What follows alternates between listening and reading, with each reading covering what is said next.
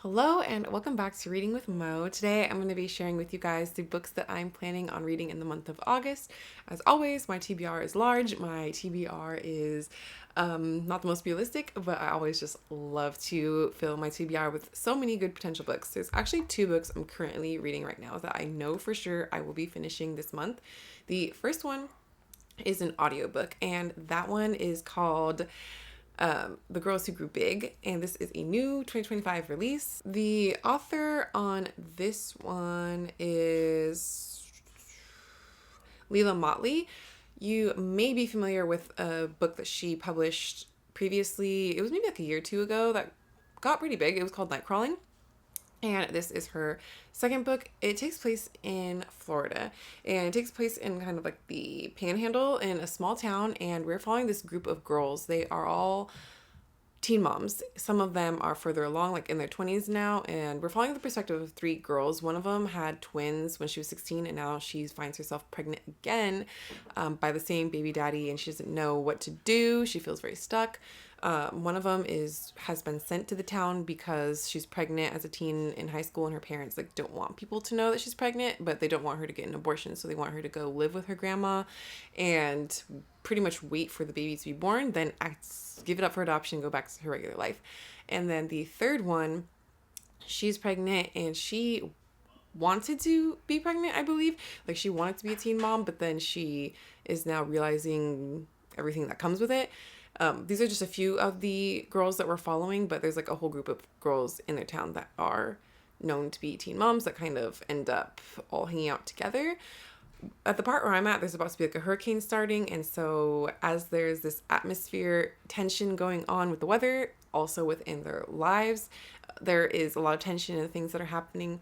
I'm really enjoying this book so far. I knew as soon as I started listening to this audiobook, like maybe 20 minutes in, that it was potentially going to be a 5-star read. I'm not going to review it right now. I feel like now I'm getting into reviews, but I'm excited to finish it. My loan is actually due back at Libby tomorrow afternoon, so I have to finish the last like 3 hours between now and then. And then the other book that I'm currently reading and I'm halfway into, and I'm also planning to try to finish it by tomorrow, is the sequel to Before I Let Go. It's book number 2 in the Skyland series by Kennedy Ryan. This one is called This Could Be Us. This one is a follow-up, but we're not following the same main character from the first book. It's a contemporary romance. The first book we followed Yasmin, and now we're following one of her friends. Her friend's name is Soledad. And then the third book, which will be the final book in the trilogy, is following their other friend, Hendrix. With Soledad, her story is like she has this terrible husband, which we are definitely given heavy hints of in the first book following Yasmin. But as bad as you think he is, it's even worse in the second book. They have 3 daughters together, and she's been the stay-at-home mom helping support him through college, everything that he's achieved, but he does not value her at all, does not think that the work that she does at home is work.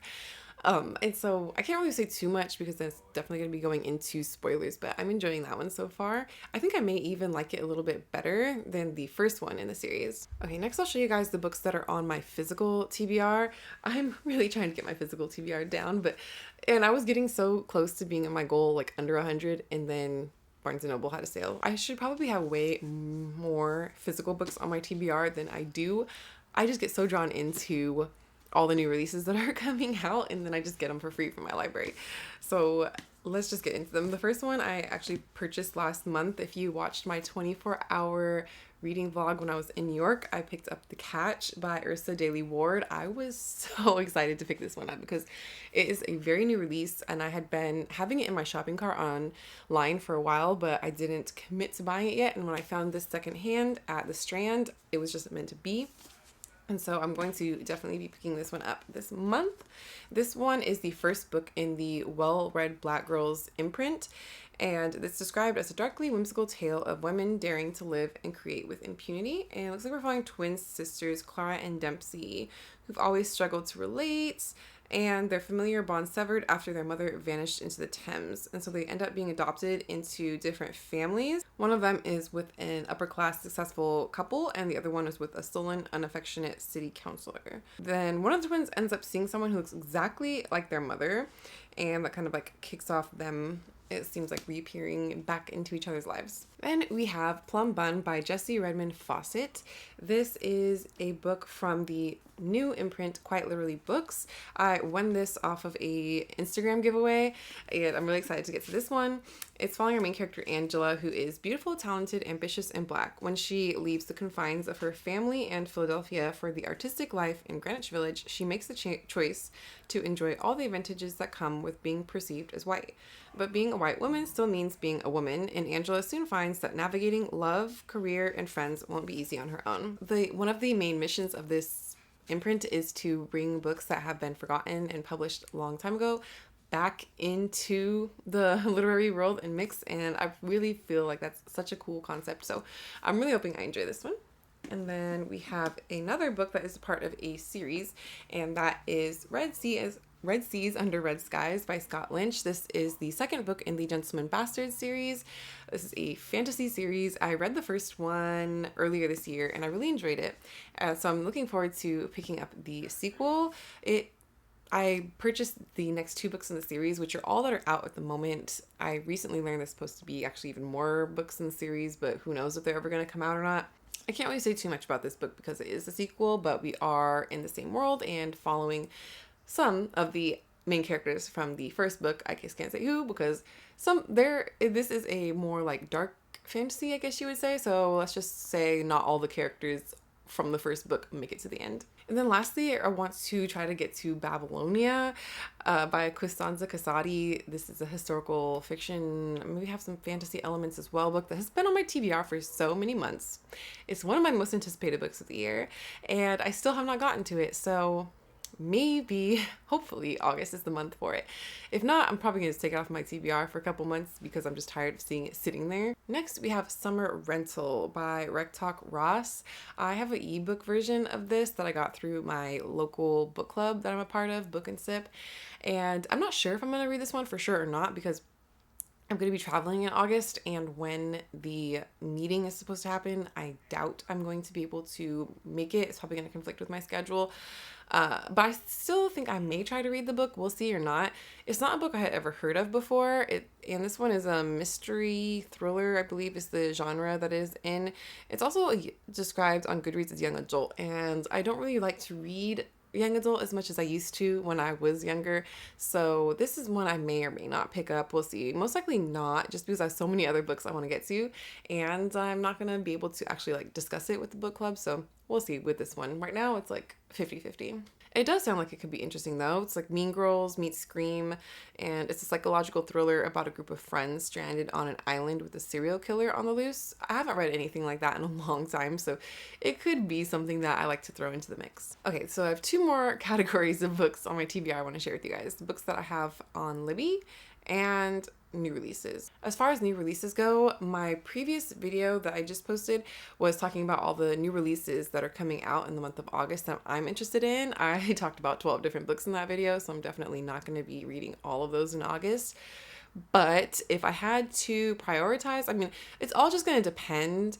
I will show them probably all the covers here of what those were in case you just want something like really brief, but like if you really want to see what those books were about, go watch that video. But like I was saying, it's going to just depend on how my Libby holds go, how quickly I get on the list, and how many people are before me, how many copies my library gets.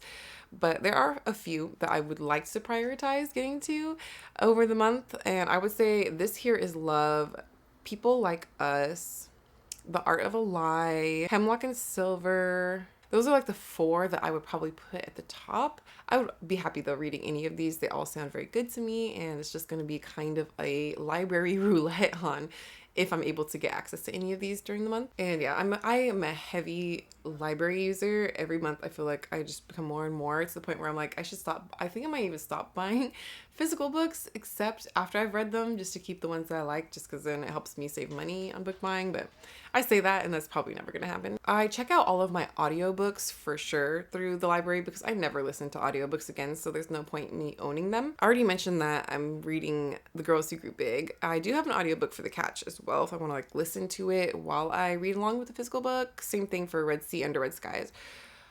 But then, and the same thing for Babylonia. So I'm kind of using those, having the audiobook and the physical book to try to like really pushed me into reading those books this month. I have a few other books that were released in July that I finally was able to check out from the library that I was interested in. The first one is Jamaica Road by Lisa Smith. This one is a love story about two best friends who fall for each other, fall apart, and try to find their way back together in their tight-knit British Jamaican community. And then we have a short story collection. This one's called Make Your Way Home by Carrie R. Moore. This is a debut collection of stories set across the American South, featuring characters who struggle to find love and belonging in the wake of painful histories. And then we have Love Forms by Claire Adam. All of these books have to do with love. Interesting. I just am now making this connection between these few books together. And this one is about mother's love in all its forms as a woman searches for the daughter she gave up for adoption. So for sure, those are audiobooks that I have checked out from my library. As always, I always have books that are on hold as well. Okay, let's see which of these books that I'm on hold for that should be available soon. I think I'm likely to check out during the month of August. So there's one called One Yellow Eye by Lee Radford. I believe this one was like a fantasy or sci-fi book, and it's a unique spin on the zombie mythos where a brilliant scientist desperately searches for a cure after a devastating epidemic while also hiding a monumental secret. Her husband is one. That one's available soon. The Surrogate Mother by Frida McFadden is available soon. I think I'll let that one come through when it's ready. This one is following a woman who has failed with infertility treatments, and then her assistant volunteers to be her surrogate, and then things seem to go wrong from there. I really want to listen to Only Lovers in the Building. This one's by Nadine Gonzalez. This is a romance book. Our main character Lillian's legal career comes to a humiliating end, and she books a summer rental at the Icon, an Art Deco building in Miami Beach. And when she's there, she meets a university professor, Benedicto Romero, who is a tortured poet whose sole intention is to indulge in brooding introspection. Fans of slow burn, friends to lovers, close proximity, and beachy reads, and books about books, and black love, and eccentric and charming characters. I am definitely interested in all those things. I don't read a lot of romance books, but this one definitely caught my eye. There's a few other books I'd like to get to, but I think that the likelihood of me accepting the holds is low because I already have so many other books packed into my reading for August. So I will just leave my TBR there for now, and we'll see what else happens. Something that's happened to me recently is I have gotten back into using my Kindle. So I am trying to read books that I have physical copies of on my Kindle to kind of help me get through my physical TBR quicker. So I do have some books on there that I'll probably end up slotting in throughout the month, but we'll just see. Like I said, this is very ambitious, and I just want to read all the books. I wish I could read like 2 books a day, but that's not realistic for me. I have a life and work and other things that I have to do. But that's it for this TBR. I hope you guys liked seeing what I'm planning on reading in August. Let me know what your guys' reading plans are for the month, and I'll see you guys next time. Don't forget to like, comment, subscribe, and I hope you have a great reading month.